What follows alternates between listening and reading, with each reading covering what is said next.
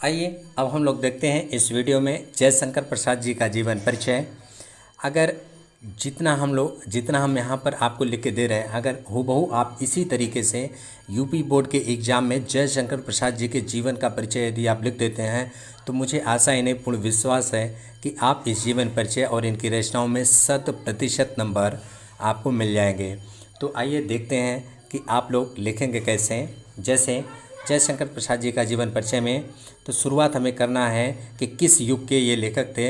ये छायावादी युग के प्रवर्तक, छायावादी युग के प्रवर्तक जयशंकर प्रसाद का जन्म। छायावादी युग के प्रवर्तक जयशंकर प्रसाद का जन्म भारत के राज्य उत्तर प्रदेश के शहर वाराणसी में एक प्रसिद्ध साहू समृद्ध और विख्यात परिवार में 30 जनवरी 1889 में हुआ था। 30 जनवरी 1889 में हुआ था। तो यहाँ पे देखिएगा, लिखते समय आप विशेष ध्यान रखिएगा। जैसे यहाँ पे छायावादी युग हो गया तो इसको आप लिखिएगा डबल इन्वर्टेड कामा में या किसी ब्लैक पेन से।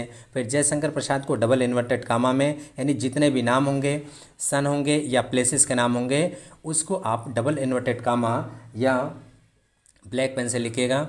फिर इनका परिवार सुंघनी साहू के नाम से काशी में प्रसिद्ध था। इनका परिवार सुंघनी साहू के नाम से काशी में प्रसिद्ध था।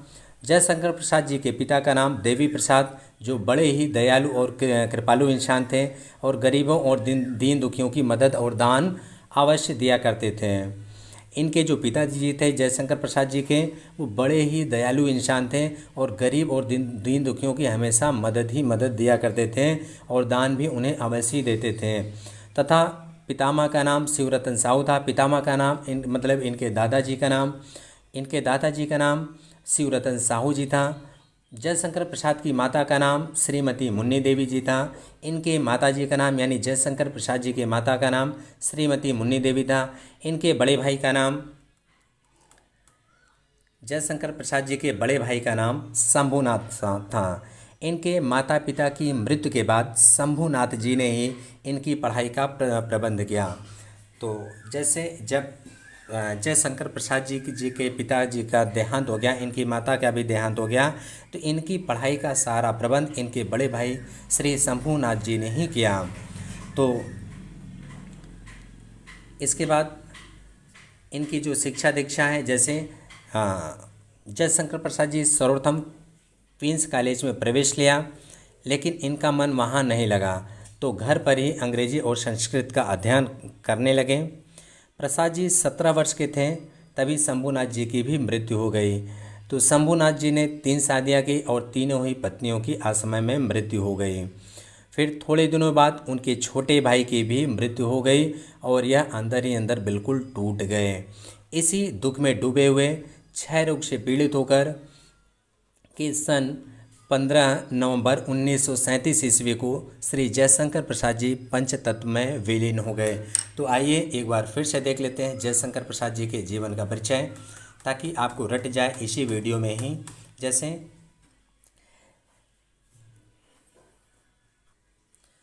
छायावादी युग के प्रवर्तक जयशंकर प्रसाद का जन्म भारत के राज्य उत्तर प्रदेश के शहर वाराणसी में एक प्रसिद्ध साहू समृद्ध और विख्यात परिवार में 30 जनवरी सन 1889 में हुआ था। इनका परिवार सुंघनी साहू के नाम से काशी में बिल्कुल फेमस था, प्रसिद्ध थे ये। जयशंकर प्रसाद जी के पिता का नाम देवी प्रसाद, जो बड़े ही दयालु और कृपालु इंसान थे और गरीबों और दीन दुखियों की मदद और दान अवश्य दिया करते थे। तथा पितामह का नाम इनके शिवरतन साहू था। पितामह का मतलब इनके दादाजी का नाम, यानी इनके पापा के पापा का नाम शिवरतन साहू जी था। जयशंकर प्रसाद की माता का नाम श्रीमती मुन्नी देवी था। इनके बड़े भाई का नाम शंभुनाथ था। इनके माता पिता की मृत्यु के बाद शंभुनाथ जी ने ही, अर्थात जयशंकर प्रसाद जी के बड़े भाई ने ही इनकी पढ़ाई का प्रबंध किया। जयशंकर प्रसाद जी सर्वप्रथम क्वींस कॉलेज में प्रवेश लिए तथा इनका मन वहाँ नहीं लगा, तो वो घर पर ही अंग्रेजी और संस्कृत का अध्ययन करने लगे। प्रसाद जी जब 17 वर्ष के थे तभी शंभुनाथ जी की ही मृत्यु हो गई, यानी जयशंकर प्रसाद जी जब 17 वर्ष के हुए तो इनके बड़े भाई श्री शंभुनाथ जी की भी मृत्यु हो गई और शंभुनाथ जी ने 3 शादियाँ की और तीनों ही पत्नियों की असमय में मृत्यु हो गई। थोड़े दिनों बाद उनके यानी जयशंकर प्रसाद जी के छोटे भाई की भी मृत्यु हो गई और इतनी मृत्यु को देखकर वह अंदर ही अंदर बिल्कुल से टूट गए।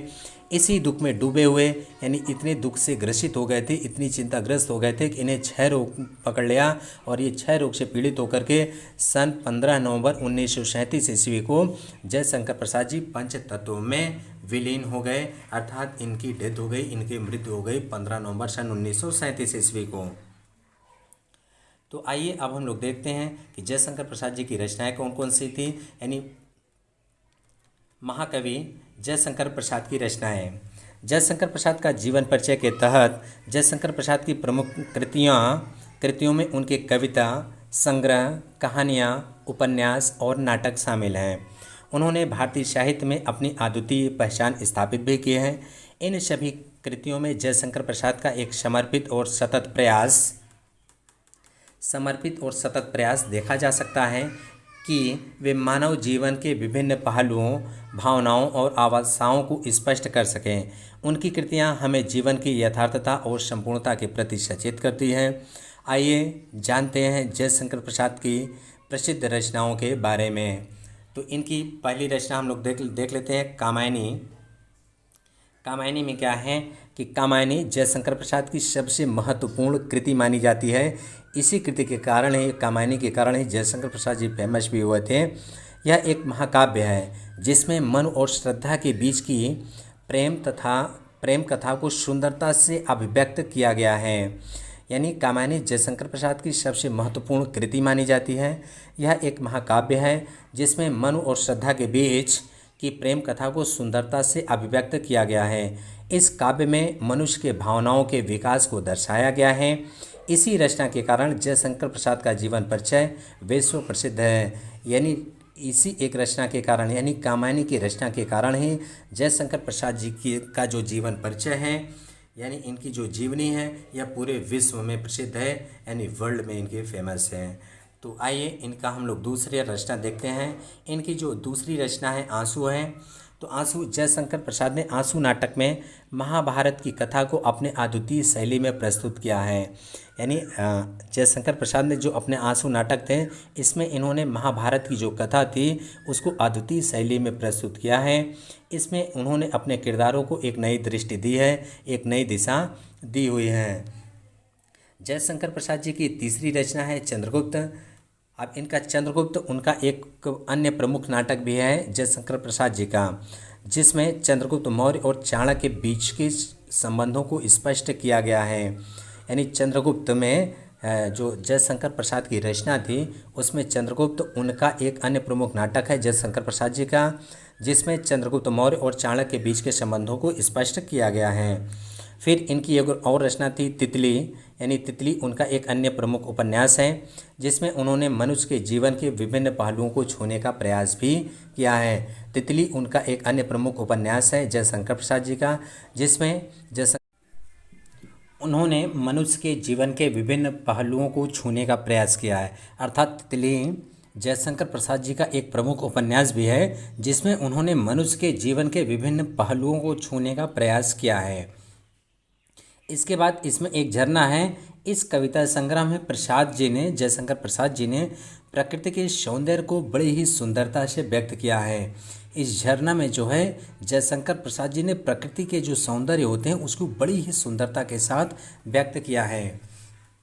इनकी एक अन्य रचना धूमिल। इस काव्य संग्रह में प्रसाद ने उम्मीदों, भावनाओं और आशाओं को बड़ी ही सुंदरता से व्यक्त किया है। धूमिल में इस काव्य संग्रह में जयशंकर प्रसाद जी ने उम्मीदों, भावनाओं और आशाओं को बड़ी ही सुंदरता से व्यक्त किया है।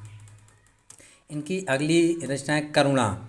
यह एक नाटक है। करुणा इनका जयशंकर प्रसाद जी का एक नाटक है जिसमें प्रसाद जी ने दया और करुणा के महत्व को बताया है। करुणा में जो है जयशंकर प्रसाद जी ने दया को बताया और इसको बताया कि इसके महत्व को बताया है। तो इसके बाद है इनका स्कंदगुप्त। स्कंदगुप्त में इस काव्य नाटक में महाकवि जयशंकर प्रसाद ने भारतीय इतिहास के महान सम्राट स्कंदगुप्त के जीवन को प्रस्तुत किया है। स्कंदगुप्त में यह एक नाटक है। इसमें महाकवि जयशंकर प्रसाद जी ने भारतीय इतिहास के महान सम्राट स्कंदगुप्त के जीवन को प्रस्तुत किया है। इसमें वीरता, न्याय और देशभक्ति के भावों को उजागर किया गया है। इनकी अगली कृति है आगामी। आगामी यह एक काव्य रचना है जिसमें जयशंकर प्रसाद ने मनुष्य के जीवन के मूल्यों, नैतिकता के प्रश्नों, सामाजिक मुद्दों और व्यक्तिगत विकास के विषयों को उजागर किया है। आगामी में जो है जयशंकर प्रसाद जी ने जीवन के मूल्यों, नैतिकता के प्रश्नों, सामाजिक मुद्दों और व्यक्तिगत विकास के विषयों को उजागर किया है। अगली इनकी कृति है अमृतधारा। यह एक मशहूर काव्य संग्रह है जिसमें जयशंकर प्रसाद ने प्रकृति प्रेम, भक्ति और देश प्रेम के विभिन्न आयामों को छूने का प्रयास किया है। अमृतधारा जो है यह एक मशहूर काव्य संग्रह है जयशंकर प्रसाद जी का, जिसमें जयशंकर प्रसाद जी ने प्रकृति जो नेचर होता है, प्रेम, भक्ति और देश प्रेम के विभिन्न आयामों को छूने का प्रयास किया है। ये हुए जयशंकर प्रसाद जी की कृतियाँ। और इसके पहले हम लोग देखे थे जयशंकर प्रसाद जी का जीवन परिचय। जयशंकर प्रसाद जी का जीवन परिचय और उनकी एक कृतियों में से किसी एक का उल्लेख आए तो आप लोग पूरा का पूरा इसको ज़रूर लिखिएगा यहाँ से। जैसे महाकवि जयशंकर प्रसाद की रचनाओं में, जैसे जयशंकर प्रसाद का जीवन परिचय के तहत जयशंकर प्रसाद की प्रमुख कृतियों में उनके कविता संग्रह, कहानियाँ, उपन्यास और नाटक शामिल हैं। उन्होंने भारतीय साहित्य में अपनी अद्वितीय पहचान स्थापित की है। इन सभी कृतियों में जयशंकर प्रसाद का एक समर्पित और सतत प्रयास देखा जा सकता है कि वे मानव जीवन के विभिन्न पहलुओं, भावनाओं और आशाओं को स्पष्ट कर सकें। उनकी कृतियाँ हमें जीवन की यथार्थता और संपूर्णता के प्रति सचेत करती है। आइए जानते हैं जयशंकर प्रसाद जी की प्रमुख रचनाओं के बारे में या प्रसिद्ध रचनाओं के बारे में।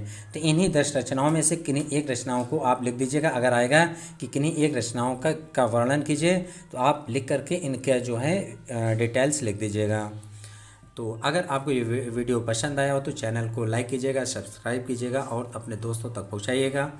और हम जल्द ही पूरी हिंदी की सीरीज लाने वाले हैं और कक्षा 10 के सभी विषयों का बिल्कुल डिटेल में अध्ययन होगा और जल्द ही सभी क्लासेस आपके समक्ष उपस्थित भी होंगी। तब तक के लिए आपसे विदा चाहते हैं। Thank you very much.